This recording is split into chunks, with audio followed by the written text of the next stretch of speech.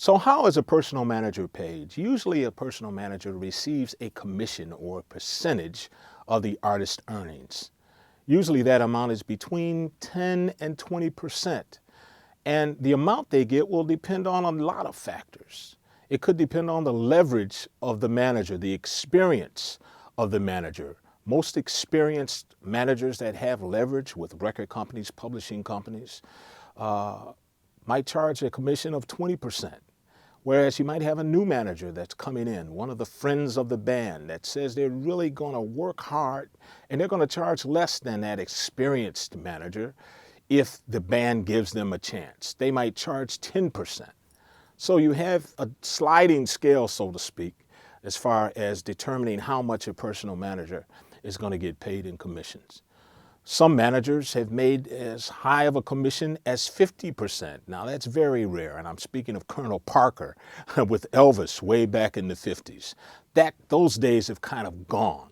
Usually in the music industry, personal managers' commissions won't exceed 20%.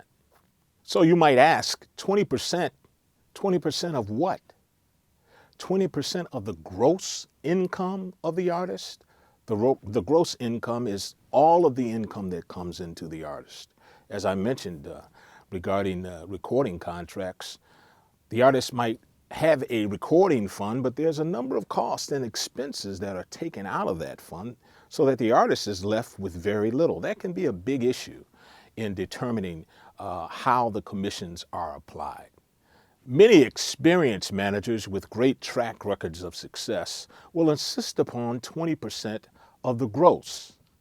However, if the artist has any kind of leverage at all, they might be able to work out the commission being paid on the net amount of income rather than the gross. What do I mean by that? Well, let's say that the artist makes a fee of $5,000 a night for a live performance. Now, in most situations, out of that $5,000, the artist has to pay all of the cost of getting to the gig, any cost associated with the gig as far as production goes. Of course, they have to pay their road crew. They have to pay their booking agent or talent agent. We're going to talk about that, usually 10% of that income. If the manager is receiving 20% of the gross of that date, then the manager is going to get a fee of $1,000. The booking agent, of course, gets 10% of the gross as well. That's another $500. So there's only $3,500 left. The artist has to pay the cost of transportation and lodging, which could be very substantial. Let's say that that's another $2,500 out of the $3,500. Let's say that this is a band of 4 members. That's kind of a tough thing for an artist to swallow, that the manager has made so much money while individually the amount of money that they take home is much less. And that leads to the argument of whether or not the personal manager should be paid on the gross as opposed to the net. Let's say that the manager is paid on the net rather than the gross. Let's go through those figures. The fee for the date is $5,000. Of course, the talent agent's commission of 10% comes off the top. That's $500, which leaves $4,500. $2,000 is being used for travel and lodging for the artist, which leaves $2,500. That is the net. If the manager is paid on the net, the 20% is going to be taken on $2,500 instead of $5,000. And that 20% is going to be $500, which is going to leave the act with $2,000 to be split between all of the members of the artist, leaving them with $500 each as well. So in this example, you can see when the commission is paid on the net, both the manager and the artist make the same amount. Whereas when the manager's commission is based on the gross, the manager is making much more money than each individual band member is taking home. And that could cause some bad feelings, and usually does in the artist-manager relationship.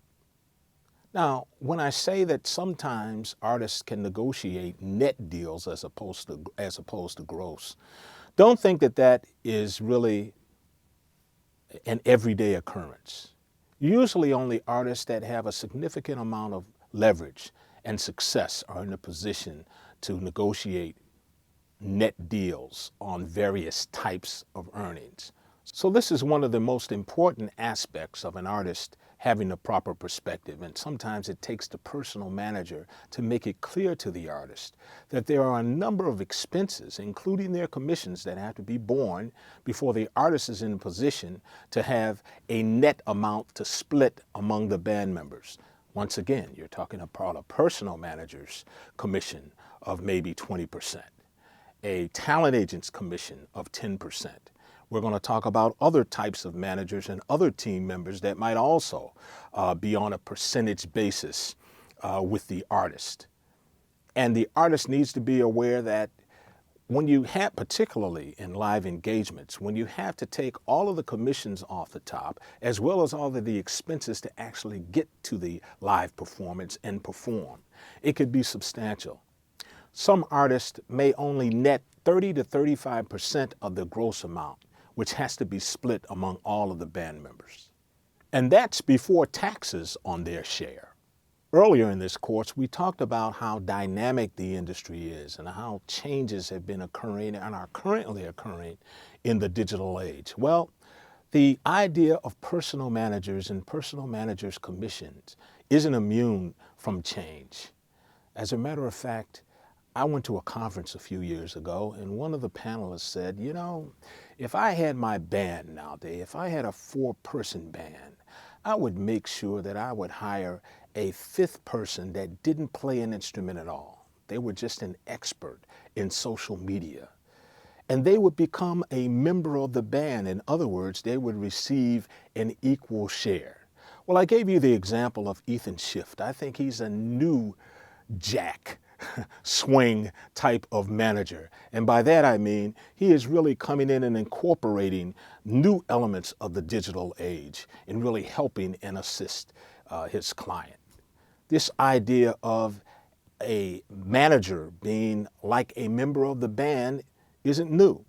It really goes back to the 70s and 80s. As a matter of fact, the Commodores, which was a great band that included the great Lionel Richie, had a manager, Benjamin Ashburn, who was like the 7th Commodore. There were 6 members of the band, and this person was treated as the 7th member of the band. In other words, his commission was an equal share with the band members of the net amount. That way, he never made more than the band members, and he was even more inspired to try to make better things happen for the band because he knew when they made more, he made more. It'll be interesting to find out if this is a new trend when you have people like Ethan Schiff and other young managers who are working hand in hand, navigating this new digital age for their artists and creating the kind of success that the artists hope to achieve.